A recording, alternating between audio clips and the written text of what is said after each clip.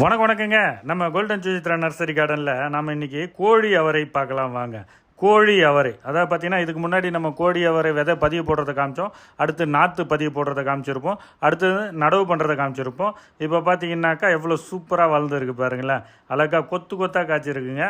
பயங்கரமாக காய்ச்சிருக்கு பாருங்கள். இதுக்கு தனியாக பந்தல்லாம் போடல, நம்ம நர்சரியிலேயே அந்த ஷேட் நெட் பந்தல்லே ஏற்றியாச்சு. பாருங்கள் எவ்வளோ காய்கள். இதை நம்ம பறித்து சமையல் பண்ணலைங்க, மொத்தமாக விதைக்காக விட்டுருக்குறோம்.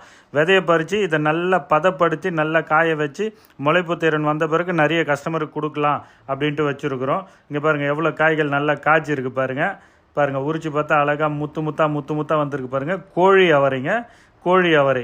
இது இல்லாமல் நம்மக்கிட்ட நிறைய விதைகள் இருக்குது. அதாவது மரவண்டை இருக்குது, சிறகு அவரை இருக்குது, வெள்ளை பூனைக்காளி இருக்குது. யாருன்னா கேட்டால் சொல்லுங்கள், நம்ம நர்சரியை காண்டாக்ட் பண்ணுங்கள், விதைகள் கொடுக்கலாம்.